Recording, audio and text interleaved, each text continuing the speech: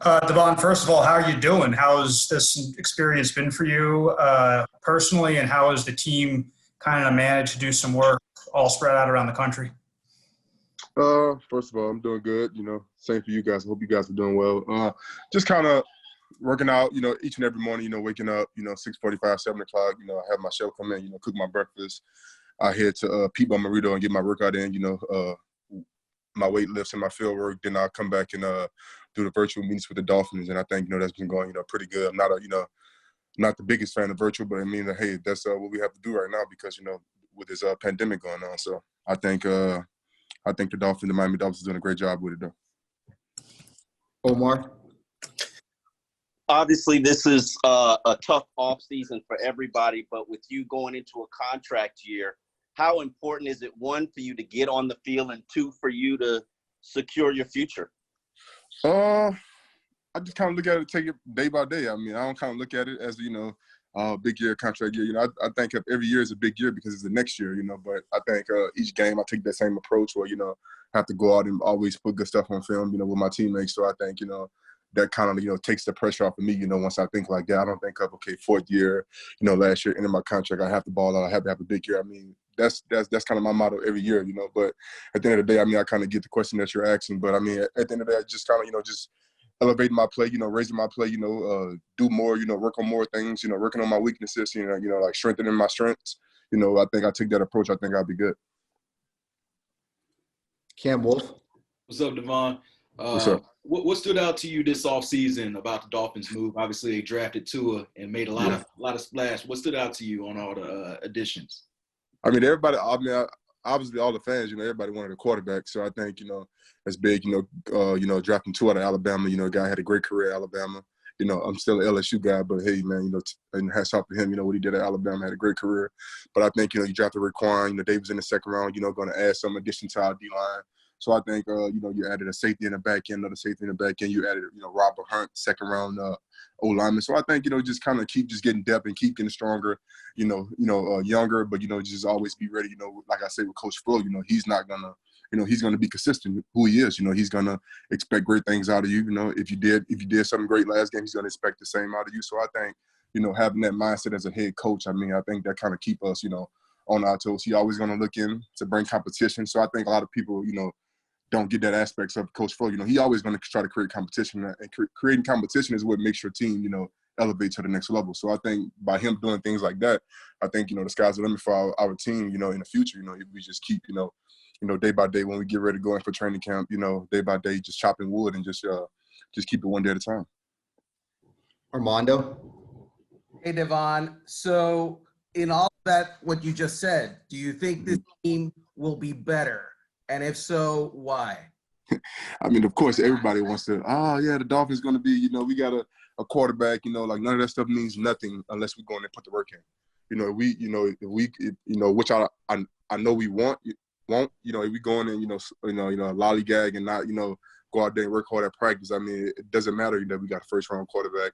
It doesn't matter about none of that stuff. We still have to go in, like I say, the biggest thing in football is trusting the man on side you, next to you. Me trusting Chris Wilkins, Shaq Lawson, Emmanuel Akbar, trusting all those guys on the D-line, the same way they have to trust me.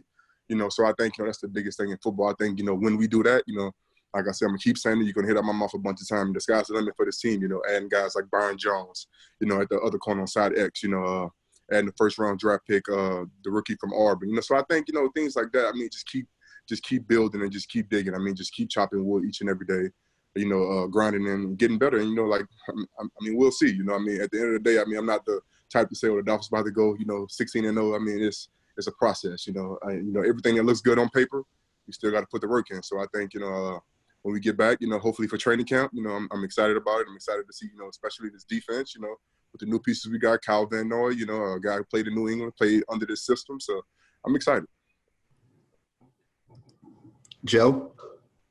Hey, Davon, good to see you. I'm curious with the new defensive coordinator, Josh Boyer, what have you learned about him? How would you describe his personality and leadership style? Does he have something he just seems to always say all the time? Fill me in. I mean, Josh was, played a big role last year.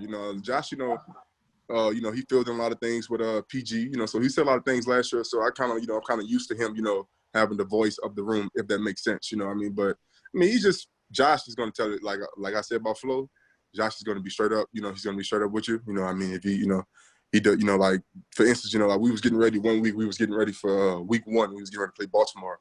And we was practicing, and Flo was like, you know, he told me, you know, if that's a single block, I expect you to win that all the time, you know. So, I mean, you know, if they double you, then, you know, like somebody else, you know, make the play. But he said, basically told me, if it's a single block, I expect you to win. So, I mean, kind of like Josh got the same mindset. So, I think, you know, I mean, just kind of, you know, coming down from New England, you know, him and Flo was with New England for a long time. So, I think he's going to have the same mindset. He's going to expect excellence out of you. You know, he's going to get better each and every day. You know, I mean, you're going to expect the same thing from him every day, you know, no switch up, no sugarcoating. So, I think kind of having that mindset as a DC, I think, you know, players, you know, feed off of that. Chris Perkins. Hey, Davon. First of all, man, I hope the chow down is still going on this year, man. I hate for the D-line to lose that. What I'm asking about is I'm doing a story on what if there's no draft this year for whatever reason, COVID-19 or whatever. Yes. And you would just fill your roster by recruiting players. That's what teams would do, like you do in college. And my question to you, you can take any aspect of that. Would that be better for the league or better for the team? Would that be better for the player because you could pick the system that fits you? And knowing now what you know about the league and the way things work, what would be the most important thing in your decision in choosing a team if it worked that way? Well, I'm going to go ahead and answer your last question right now. Well, first of all, when I'm choosing a team, I'm going to look like if it was no draft or nothing like that, let's just say that I'm looking at the position depth. So, for instance, I'm a D tackle, so I'm coming out of college. I'm looking at who the Miami Dolphins have at D tackle. You know, like this guy on his last year of his contract. You know, I mean, things like that. Like that's going to be important to me. You know, like if I was a receiver, you know, what receiver, you know, how many receivers they have. You know, how many guys got hurt last year. You know, how many guys won last year of their contract. So all those things right there, I'm looking at. You know, if I'm choosing a team without any draft. But at the end of the day, I think like guys should. If it was no draft, I mean, I think they should, you know, choose like specifically like I mean what the team like needs. I mean, if a team need a receiver, a team need a defensive tackle, then hey, go play that position. But I mean, if there's no draft, I mean, I think it always should be a draft because guys who worked hard, you know, guys who earned that, you know, to go to that green room in the first round, you know, they deserve that, you know, because they deserve, you know, they worked hard in college, you know, they probably won the Heisman, you know, they have crazy stats. So I think like the first 32 picks. I think it should be a draft so those guys can have, you know, a chance to, you know, sit in the green room with their family once of a lifetime, you know, hear their name called by the commissioner, Roger Goodell. So I think things like that, I mean, should always, you know, take in place. But, I mean, if it wasn't no draft, you know, I think, you know, all those things about guys, you know, saying what the team needs in their position should be all a big factor. All right, guys, we're going to do a couple more here. We're going to keep it going. Safid. Davon, you're one of the players who have, you know, under the previous coach, Adam Gase. You've dealt with everything in all of the first year of the rebuild last season. Being here at this point with the new additions, the excitement, you know, what do you think the rest of this rebuild has in store for the team and the franchise? I mean, everybody just want to win. You know, everybody want to win, but, you know, everybody have to take the steps to actually win. You know, I mean, you just don't come out winning. I mean, New England just didn't win overnight. You know, they built the process and it took days to build the process. You had, you know, probably, you know, one of the greatest quarterbacks all time that played for them, and probably one of the greatest head coaches that played all the time. I mean, that coached all the time. So I mean, I think, you know, it's always a process. But I think, you know, I think it's our time. I mean, why not the Miami Dolphins? I think, you know, we, you know, kicked it off with a good draft this year. You know, drafting 14 guys. We kicked it off with a good draft. So I think, you know, just taking that step and taking that process, you know, like coming in, you know, hopefully being for training camp, you know, taking that day-by-day step. I think, you know, I mean, we'll see. To me, I mean, on paper, to me, like the sky's the limit. But, I mean, paper doesn't win games. We still have to go out there and work at it. So I'm excited to see it. All right, guys, I'm going to do one more question. Omar? I wanted to know about the bike riding, Godchaux, in terms of how far are you going? And like, when did you realize that you can actually do this? Well, actually, funny. One of my neighbors came to me. She's from Germany. She, you know, she's in pretty good shape. Actually, she came to me and she was talking about the bike riding the whole time. Like, she came to me and she knocked on my door and she was like, hey, Davon, like, you ought to get a bike. And I'm like, man, I ain't ride a bike since probably middle school, like elementary, like a 300-pound guy riding a bike. Like, I ain't rode a bike in a minute. So, I finally, she talked me into it.